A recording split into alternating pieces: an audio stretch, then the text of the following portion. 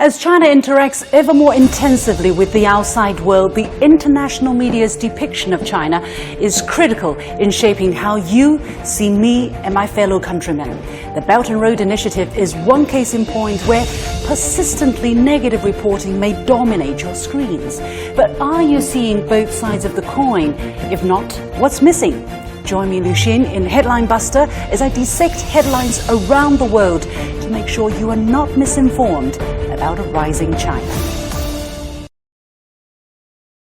Joined with me, Liu Xin, on the Belt and Road Initiative.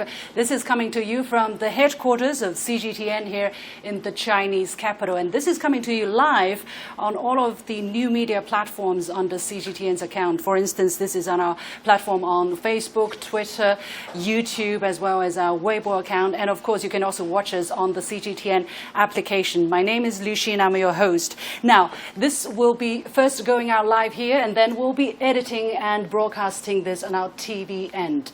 As I said, I encourage you to give us your feedback, so leave us a thumb up or some comments, and we'll see whether we'll be able to react to that in just a moment. I have also, later in the show, invited journalists from China, India, and Germany to talk about how different media organizations from around the world are interpreting the Belt and Road Initiative you're seeing here. Just a few quick words about what the Belt and Road Initiative is all about. In 2013, Chinese President Xi Jinping broached the idea. He talked about a Silk Road economic belt and a 21st century maritime Silk Road.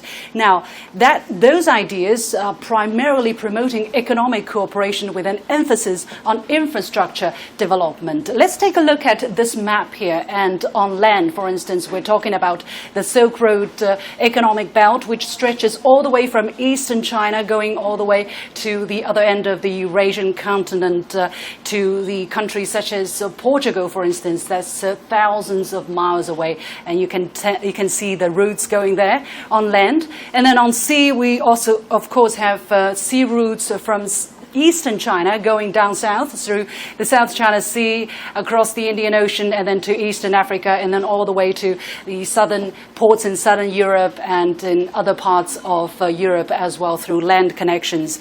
But let me tell you, don't get it wrong, the Belt and Road Initiative is not just about the Eurasian continent or the African continent. Actually, it spans over other parts of the world, as we are speaking. Countries in Latin America, in North America, countries in Oceania have also come on board. As we speak, by the end of March this year, 125 countries from around the world and 29 international organizations have already signed memoranda of understanding with the Chinese government to officially endorse this initiative. Among them, Italy was the first G7 country to officially come on board. So indeed, a warmest welcome to all of them. As I said, 5 years on, all of these ideas are slowly becoming more clearer in focus and are brought to life on the ground. We have projects such as the Jakarta-Bandung high-speed railway, or the Gwadar port in Pakistan, or the Mombasa-Nairobi highway in Kenya, as well as some 80 industrial parks scattered in Belt and Road countries. So indeed, a lot of things are happening. And right now you're looking at the China Railway Express, which are connecting over 100 countries in 15 European countries and China. By the end of 2018, this expressway has made over 12,000 trips linking the two ends of the Eurasian continent. That's comparing to just 11 such trips in 2011. Now, in terms of sea routes, China has about 600 major connection with 600 major ports around the world. That is also a significant increase than 5 years ago. In terms of civil aviation, China has established over 1,200 new international flight routes over the past 5 years. That is about 70% of all new routes added to China's civil aviation network with the rest of the world. So such connectivity has indeed created very tangible results and socio-economic changes in the countries that have participated in this initiative. One figure I can give you is that some 300,000 jobs have been created as a result of these projects and this initiative. However, However, voice of skepticism, voice of negativity have been dominant in the international media about this initiative. Exactly what is going on, why there is so much negativity, and what can be done to address these issues. So in the next mini segment that is called Headline Buster, I'm going to dissect some international coverage of the Belt and Road Initiative and try to find out exactly why fairness is missing. And this is not just in China's self-interest, but also in your self-interest, because you deserve to be fairly and to be well-informed about the Belt and Road Initiative and about the relationship between China and your country. So I'm going to start with this New York Times report. Actually, it's a Reuters report that was carried by the New York Times earlier this year and then seen by people from around the world. And look at the title there. It says, China struggles to ease concerns over the Silk Road project as summit looms. Now, ladies and gentlemen, look at the words that are used here. China struggles. Look at the concerns. And then looms. You know, looms, you use the word loom when something big and scary is coming, probably in the dark with a big shadow, you know. So imagine why they're choosing this word, you know, instead of using a big summit approaches or something, which is much more neutral and color-free. And then struggles. What does struggle imply? It implies that there are so many concerns, there's so many problems that probably China can't cope with that. But is that reality? As I said, over 125 countries sign up to it. If these countries are not assured about the potential of this initiative, they won't be there. So, although there might be concerns, but is it, you know, so bad? Is the situation so bad? Let's take a look at the body of this article and preferably some of the first paragraphs. This is the fourth paragraph, I remember, and this little detail caught my attention. It says, following the first Belt and Road Forum Summit 2 years ago in a luxuriously appointed convention center in the hills north of Beijing, the same one is scheduled for the same location in late April. So mind the words, the luxuriously appointed hotel. Why this detail here? How relevant is that? Of course, when heads of state come from around the world and convene in China, China is going to bring out the best to treat our guests from afar, and these are very important people. What's wrong with a luxurious convention center? Is the writer trying to suggest something that maybe China is trying to put up its best and lure a country to some kind of a trap? I don't know, but it definitely plants that kind of seed in the mind of the readers from the very first part of this report. Now, let's go on. Let's go on and continue reading the second part, the following part of the story. For instance, here it says, is quoting an unnamed EU official as saying, now for China, it is a question of power projection. China is corrupting what should be a level playing field by offering loans that send country debts soaring and create a culture of economic dependency on Beijing. As I said, this is an anonymous source from the EU. First of all, why? If this person is not qualified to comment on behalf of the EU, why is this particular comment chosen here? Does the EU have an official opinion? I think the official opinion is they're open. That's why they're sending a delegation to this meeting. So this person is probably the best person to speak on behalf of the EU. And then, after this comment, did the journalist follow up and say, so this is your opinion, but is there any potential positive side of this initiative? Are you asking this question? Or from other parts of the world, from other countries, are there any potentially positive side of this story? Now, as I mentioned, China has signed this Belt and Road Initiative agreement with European countries such as Portugal, such as Greece, such as Italy. In fact, 26 European countries have been on board this initiative.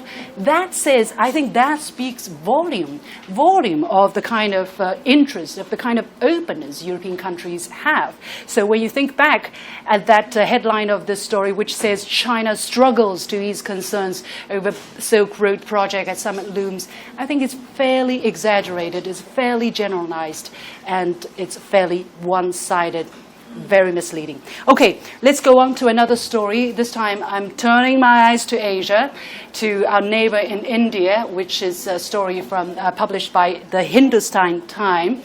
Also, very recent story published in the past February. And this story says China's BRI is facing resistance in the region, says ministry report. Now, this report cites a study by the Indian Union Ministry of External Affairs, which says because of unacceptable conditions imposed by China on countries neighboring India, that the Belt and Road Initiative is experiencing very strong resistance in this country. But again, it's just this side of the story. There is no other positive or potentially positive side to this initiative. The report describes the Belt and Road Initiative as, and this is the first paragraph, again, setting the tone, making the first impression. It says the Belt and Road Initiative is a connectivity project linked to Chinese President Xi Jinping and is facing pushback, especially in India's immediate neighborhood, according to a study by the Union Ministry of External Affairs at a time when Beijing is getting ready to host the second Belt and Road Forum meeting in this April. Now, here it's very interesting that it says the Belt and Road Initiative is linked to Chinese President Xi Jinping. What does that mean? Why is it linked to President Xi alone? Is that his personal project? Does it mean that it is a vanity project for himself with some kind of a personal economic or political interest? It doesn't answer this question, but it kind of leads you to feel that way. And then the second paragraph, how the journalist describes this initiative. It says the project, built at about $900 billion will enhance China's influence and is seen as a key to its global ambitions. The number is wrong. Okay, never mind. It's always difficult to get numbers correct all the time. But here it says it's seen as a key to China's global ambitions. By whom? By everybody or just by some people? Again, it doesn't specify, but it generalizes and says that as if the whole world is kind of seeing it as a key of China's global ambitions. I think that is a little bit generalizing too much. Then it does the same thing as the Reuters report by quoting an Indian official who is not convenient to be named. We do not know why he is speaking on behalf of the Indian government, and he says the Belt and Road Initiative is as much about China getting a foothold across the world, projecting itself globally, as it was shoveling excess Chinese capacity, and the options for many countries to pay back loans from China is difficult. Mind the word, shoveling. What do you mean by shovel? When do you use the word shovel? When you throw something under the carpet, or when you throw something away that you don't need, that is undesirable, you use the word shovel. But does it imply something here? Yes, it implies that China is dumping what it doesn't need to countries around the world. But China is cooperating with countries around the world with high quality production capacity. So shoveling is a very misleading word. But again, this is just the opinion of this Indian official. But did the journalist ask anybody else or provides a different side of the coin by saying, although there are negativity, there are suspicion, although there are debt problem, it's probably not seen by everybody as the same thing. I did a little bit of research, and according to a study released last March by the Center for Global Development, which is a think tank based in Washington, D.C. and London, they says the Belt and Road causes no significant debt risk to countries benefiting from or as participate in this initiative. They say, although the aggregated sum might appear to be large, the amounts are consistent with the current level of infrastructure investment. Again, you hear no mention of this kind of argument in this story. So this is just an example of how maybe this particular journalist interprets the Belt and Road Initiative. But I see there are potential consequences because he can potentially negatively influence the readers. And what's at stake? India and China could be missing precious opportunities to enhance their understanding with each other. Here I want to say, although the Chinese can do a much better job in communicating with the world about the Belt and Road. This is the official portal of the Belt and Road Initiative, which is 一带一路.org.cn, or the English version is eng.一带一路.org.cn. Now, for any of you who do not know Chinese, this might look a bit weird, right? But actually, 一带一路is the Chinese pinging, is the Chinese way to say the Belt and Road Initiative. Mind the fact that China also have to inform its huge domestic audience here in China, so they're using this name. Of course, for the international audience, it's not so easy to remember, it's not so easy to find. So I guess both sides have something to do here, and but we're going to talk about it. I think there is a lot to be dug out under the over-negativity of the great majority of international media, and I'm going to invite my colleagues from China, India, and Germany to talk about it right after this break. Stay with us. The Belt and Road Initiative, first proposed by Chinese President Xi Jinping in 2013, has evolved into a transcontinental trade and infrastructure network covering the Eurasian continent, Africa, Latin America and the Caribbean, and the South Pacific region. Its reach extends to some 4.4 billion people. That's about 65% of the world's population. Made up of an overland belt, the Silk Road Economic Belt, spanning Central and Southern Asia and Europe, and a maritime road, the 21st century Maritime Silk Road of shipping lanes reaching all the way to Africa and the Mediterranean, the Belt and Road Initiative aims to boost economic prosperity through international cooperation on a scale never seen before. Modern and groundbreaking in its global outlook, the Belt and Road is actually deeply rooted in history, with the ancient Silk Road dating back more than 2,500 years, when camel trains transported everything from spices to silk between east and west. Today, those camels have been replaced by thousands of planes, trains, and ships, with trade volume between China and its Belt and Road partners hitting $6 trillion in the past 5 years. Trains can now travel 12,000 kilometers from Yiwu to London faster than ships, while the China-Pakistan Economic Corridor is literally lighting up the region with green energy projects putting an end to decades of blackouts. Developing infrastructure has been key to the Belt and Road Initiative's success and is also key to boosting the service industry, with Chinese tourists visiting BRI countries up 77% in just 5 years. Connecting a huge range of cultures, languages, and people of diverse backgrounds, the Belt and Road Initiative is also a major platform for cultural exchanges. An estimated 60,000 African students are taking courses in Chinese universities. That's up from just 2,000 in 2003. By April 15, 2019, 126 nations and 29 international organizations had signed Belt and Road cooperation documents with China. So, how does a project as huge and international as the BRI work? It's all about cooperation and dialogue. Every 2 years, the Belt and Road Forum, or BRF, for International Cooperation is held, providing forums and meetings for thousands of delegates from all around the world to discuss progress and moving forward. In 2017, the first ever BRF was held in Beijing. 29 national leaders and more than 1,600 participants attended that event, the biggest of its kind under the Belt and Road framework. More than 270 concrete results were achieved in 5 key areas, namely policy, infrastructure, trade, finance, and people-to-people connectivity. This April, the second forum will take place in Beijing again. This time, there will be many more participants than the previous one, with thousands of delegates from over 100 countries and international organizations expected to attend. This year's forum follows the theme Belt and Road Cooperation, Shaping a Brighter Shared Future, and will see a conference organized especially for the BRI business community. The 2019 forum will be a chance to take stock of the initiative 5 years on and lay out a new roadmap for the coming years.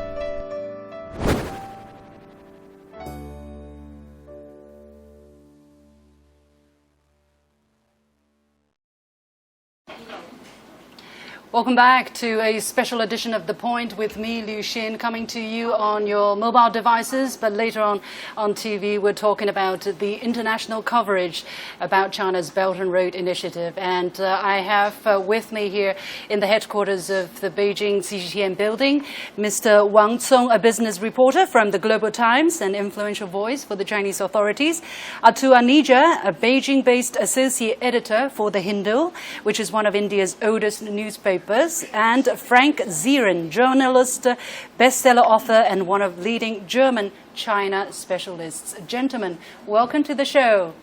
Thank you. Pleasure. Welcome. So I did that long monologue.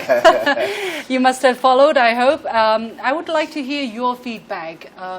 Have I been fair? Have I said anything that's too much, that's too generalizing? I must admit, I was also cherry picking because in the sea of international media coverage, I can only possibly pick a few drops. But I think these were representative of the kind of reporting that we're seeing too often about the Belt and Road Initiative. So I picked those examples. Frank, let me start with you. Yeah, at least it was a strong and clear opinion, and that's what I liked in your little statement. I think in most of the points you're right. We need to have a more balanced view in the West on the One Road and Belt Initiative. But on the other side, you're being balanced here. I am being balanced as well. Yeah. On the other side, for example, if Chinese politicians are saying that it's not a geopolitical tool, that's probably not the right way to put it, because at the end of the day, it is a geopolitical tool, but it can still be a win-win situation. So it would be easier to say yes, sure. It helps China to gain power in the world, to become more important. But on the other side, it will be good, or it can be good for the countries participating. It can be good for the world economy, and if it's done in a way that everyone can participate. So if there are tenders which are not transparent, or which are transparent in a way that only Chinese enterprise can succeed, then this is a problem. Yeah. We should talk about it. Yeah. But I would wish that the Europeans, especially the Europeans, would have started discussions much earlier and would have said, okay, that's your position, and I have a different position. They're distracted. They're busy with so many things.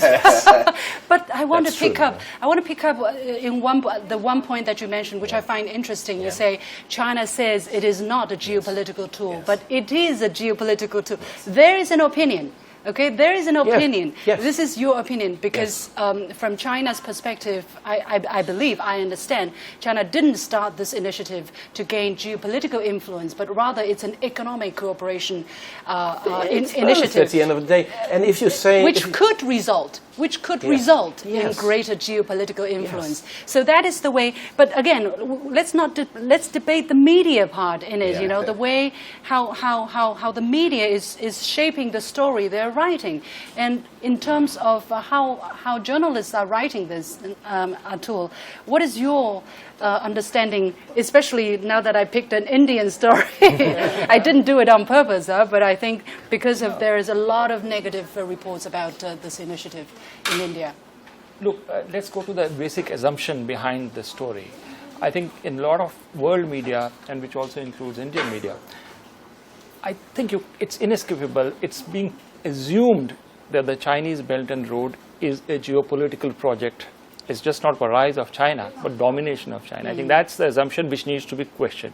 In my own view, I think I personally support the Belt and the Road for a reason, and that is that from a unipolar moment which we had after the collapse of the Berlin Wall in '89, we are now at the cusp of a multipolar world where China and other Asian countries, Eurasia, is again coming into its own. So I think it's a good thing for the world to be a multipolar world. Totally agree. And if it is a multipolar world with no individual country dominating it, I think you open the room for collaboration and cooperation. So I basically contest this assumption that the entire Belt and Road is about China dominating the world and the rise of the dragon. You create the imagery about it as if China is going to stranglehold the rest of the world. How much is your voice heard? I mean, you can write about it from your perspective, but the great majority have this assumption. How much do you see your voice getting out there? It's a problem. I have been writing about it, that, you've got to look a balanced view. I'm not saying that China is lily white and that, it's not that.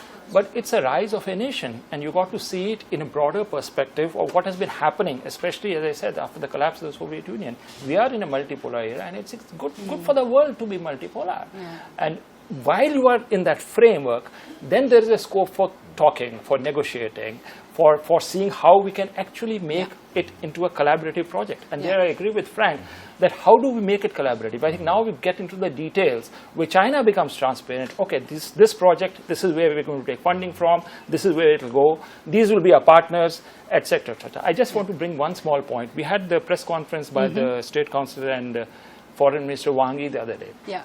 I was struck by one point which he made.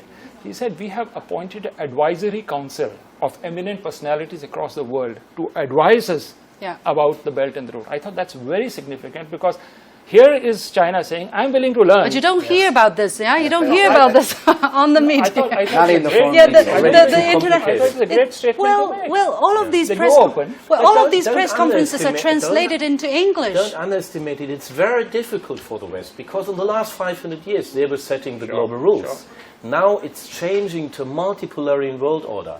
This is difficult to lose power. It's on the long run, it's good because it will be multipolarian. But psychologically, it's difficult.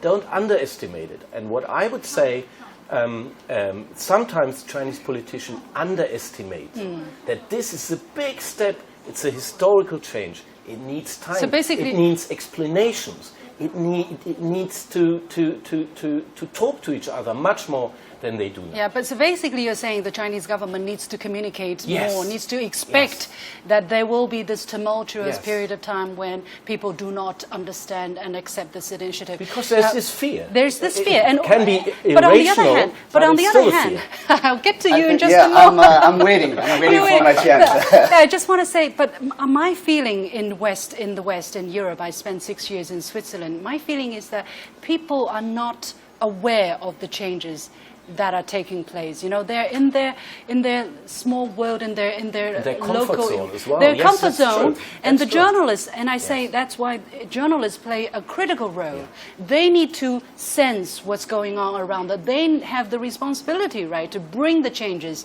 that are happening. Otherwise, their local readers will be left behind, and that has, I think, a very negative consequences for the people in Germany or in India. Yeah. But this has to do, again, it has to do that it's not so easy to change mindsets from people. And we grew up in the West in this Cold War mentality. At school, there was a good side of the world and the bad side of the world. It was very simple. And it's very, very difficult to adapt your mindset. So it takes time, and this will also take time for journalists. I think it got reinforced when we had Francis Fukuyama saying after the collapse that it's the end of history. And then you have this hugely disruptive project which is reshaping the entire world. It's not the end of history. History is far from ending. It's probably a beginning of a new phase and a very, very exciting. Okay, go ahead, please. First of all, I've been waiting here for a couple minutes, but before I jump into that, I want to point out that this is not a very easy task to cover China, to cover the Belt and Road.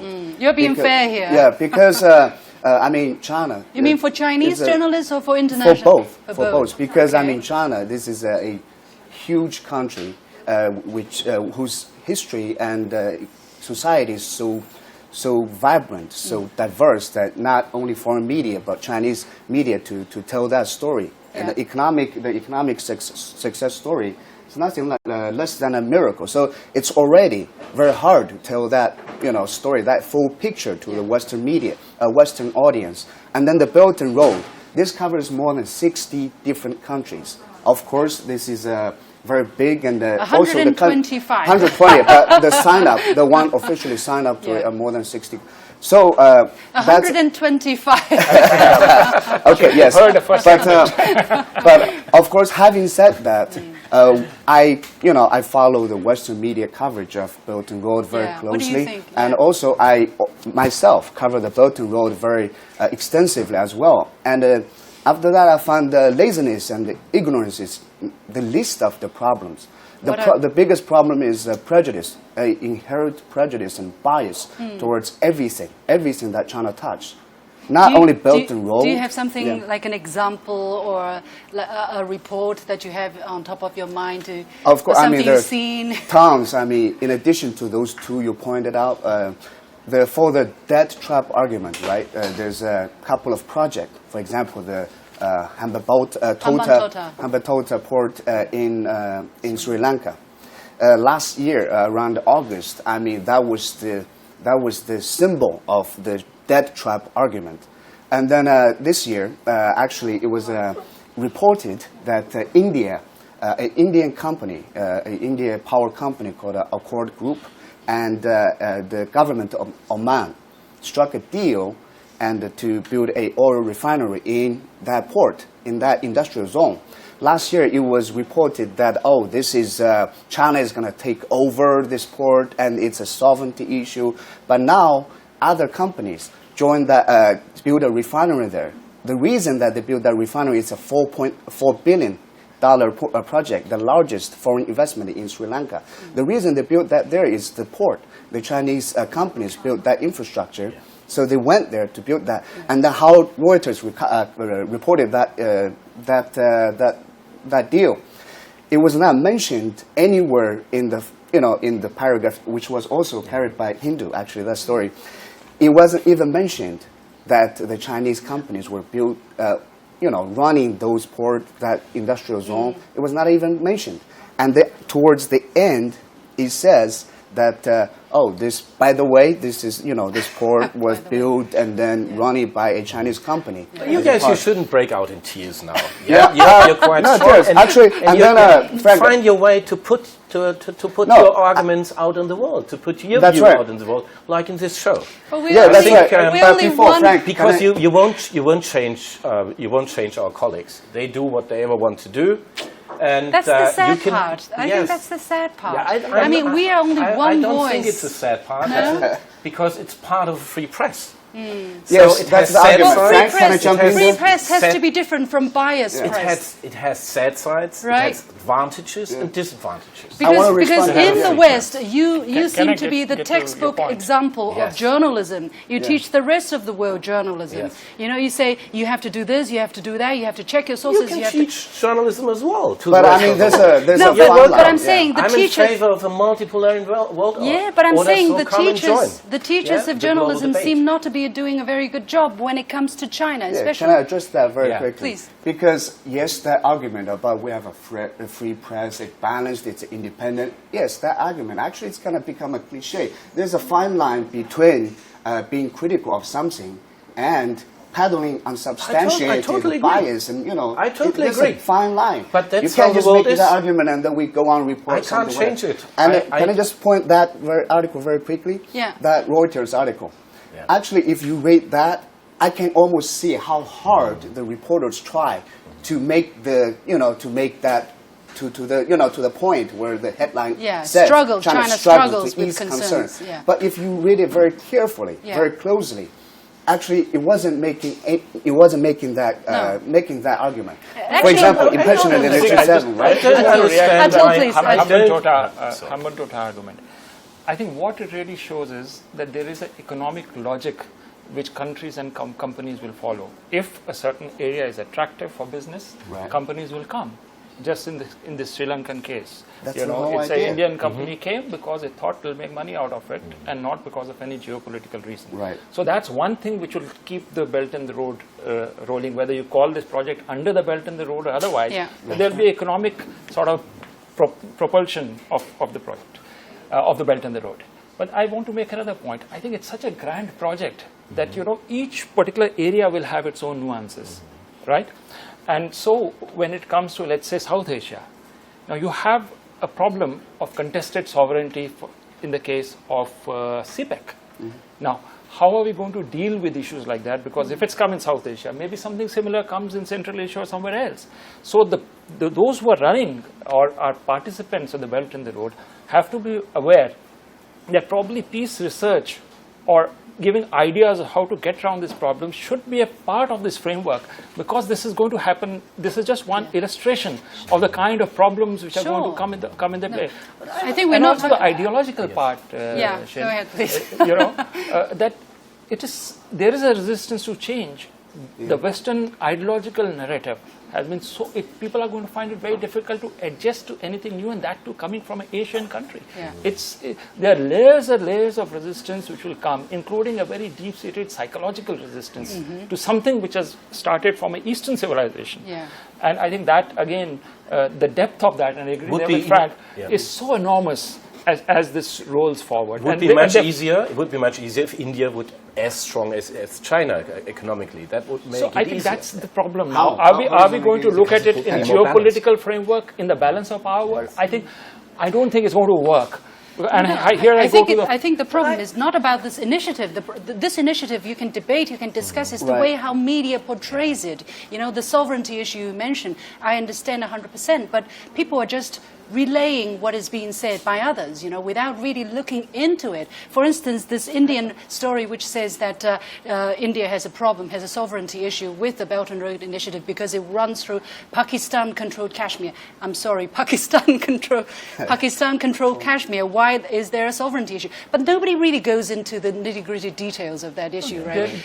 And there is a sovereignty issue, but the point is, how do you approach it? There's one way to look at it negatively, and then pick up holes around it. Yeah, and the second approach is positive. Okay, we have a problem. Now, how do we get around this problem? Are there and any the media creative is not ideas? doing that. When it's the not media doing is it. It's not doing it. The media is and not I do doing hope that. We change the approach while we have our concerns, and I think legitimate concerns.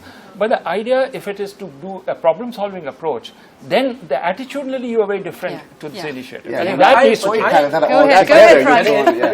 I wouldn't waste time to dig into the mistakes of my colleagues. It's a waste of time. Why? I would think because there's so many mistakes and there's so many bad journalism.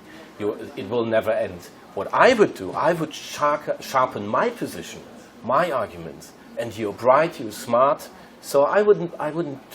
You probably will not be able to stop them, but if you have better arguments, if you have a better point of view, you probably convince this is a people. very competitive. It's a cutthroat competition age. You know, when you go on the front page of Google, for instance, and you search Belt and Road, and you search about China, almost no Chinese voices are up there. It's all the Western media headlines dominating. But still, if I'm interested in a topic, I find different kind of. You are different. I find different kind of media, and I can Google One Belt, One Road initiative in China, and but then you're I different. have all the positions. You're a veteran journalist. I'm not sure if I'm so different. Will the ordinary? There's some people, they're not interested. They just take what they get, and others, they're more interested and they want to have different views. And my point of view, at the end of the day, would be that you have BBC, that you have a Chinese channel, that you have an Indian channel, that you have an American channel, and I can switch actually, and I can see the different opinions. You have an Arabic channel. That has to be the goal. So you guys have to become stronger. We have to be stronger. That's exactly what we're trying to do.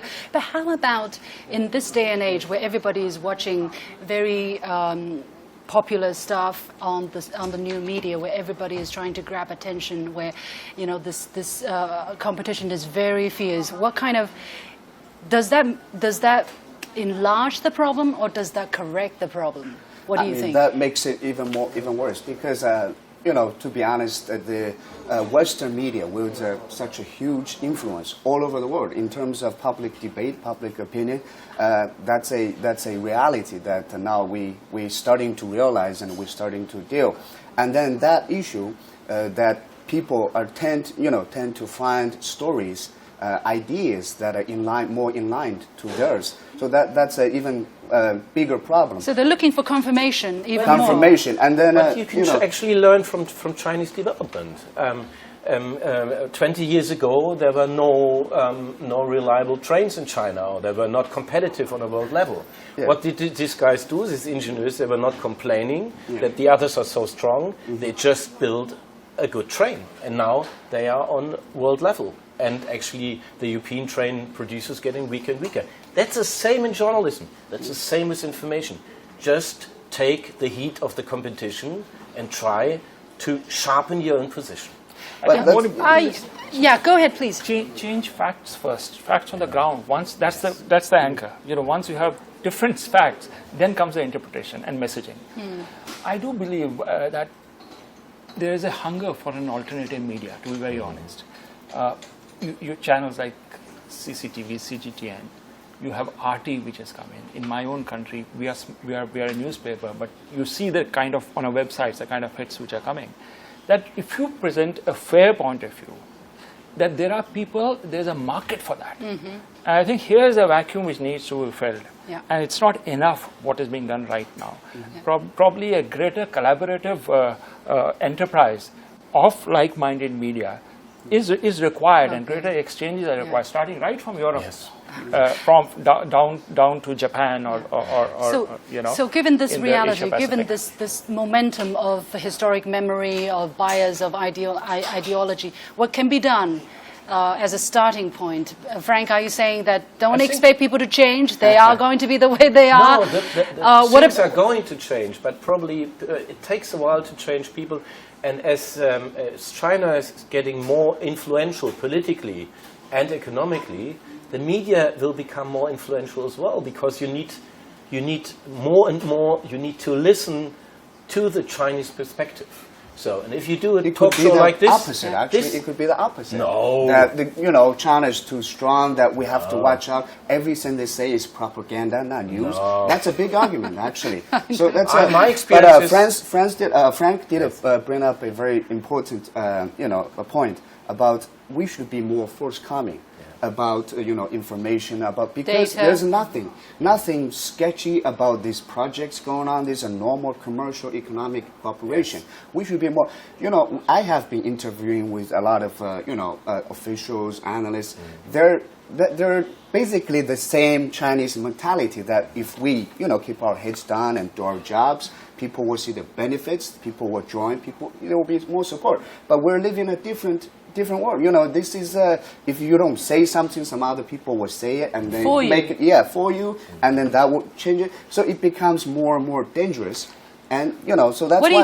What do you think has to be done from the Chinese part? I think first of all, we have to be more forthcoming with information. For example, a deal is signed. Even that's a problem, because even for Chinese media, sometimes it's hard to get information about, okay, what's the deal in Sri Lanka? What was the basics, details? I see, I get your point. But do you think the Chinese media also has a job to do in terms of being more balanced, more nuanced, when it comes to talking about telling China's story to the rest of the world? Obviously, because that's the thing. Going back to that same argument, we have to be critical of this project. We're not in illusion that this massive project, there will be no problem, no obstacles. We have to be realistic, and we have to we have to also paint that picture too. But before, just one last point, that before that happens, before we be more, there got to be some objective conversation going on right now, because candid the Western because now Western media peddling these unsubstantiated accusations of these. So then we would also rush to that, and then that's becomes a very vicious circle. So I have to be very careful with what I do. And we in the West, we have to learn to listen. And we have to accept that the Chinese, the Indians, the Africans, that they have different perspectives on things. You have to accept the fact that the Chinese are just as normal as human beings as those no, in but the they West. have different. They have there are different people point of views. who seem to think a different way. Yes, it's about accepting the difference. That's quite important. Yeah, India. I think we got to understand that a complex project that you cannot take a in black terms and of media, what media can do to bring a better, fairer, more balanced I think picture. India is very nicely positioned, because of our own tradition and being a civilization, to understand what the Chinese side is saying. And well, while you critique it, I think it's also important to put it to deep factual analysis and take an objective view of the situation. I think there's another point that I think we as Indians have to decide where we belong. I think that's essential, because here there are That's another show. There are two major constructs which are coming up. One, the so-called Indo-Pacific with Japan and the US. Do we belong there? Or do we belong to the Eurasian construct which is coming here? Or do we play a bridging role between the two? I think that's a decision fundamentally we have to take, and that would help us as that be the official position. Yeah. Personally, we can take whatever. Yeah, okay. That where do we belong, and that would shape our perspective on the Belt and Road. But I think the most important thing is fairness and objectivity. Yeah. Well, exactly as you said, officially India is not on board, but it does not mean that India does not play a part in this this initiative. I think a lot of trade, a lot of exchanges are going on, so we need to make that the clear. 5 principles of the Panchayat, which we say, of mutual coexistence, which has come. This is a joint initiative of China and India of the 50s. Yeah. That can anchor the Belt That and can Road. anchor, absolutely. I have a good feeling about that. So we have to wrap it up. Of course, there's huge topics and potentially huge topic for our next discussion. But I think after this discussion, maybe our users who are watching us on the phone or wherever on the mobile devices can have a better tool, can have a better way to dissect some of the global coverage about the Belt and Road Initiative and about China. So I want to thank once again my guests, Wang Cong, a business reporter from Global Times, Atul Anija, associate editor for The Hindu, and Frank Zieren, journalist, bestseller author, and one of the leading German-China specialists. And of course, I want to thank you for having followed us on this very special edition of The Point with me, Liu Xin. As always, you can follow me on Facebook and Twitter using the handle The Point with LX. Download the application called CGTN to watch the show on your mobile devices, or go to YouTube and look for CGTN The Point. Thanks for watching. You've got the point.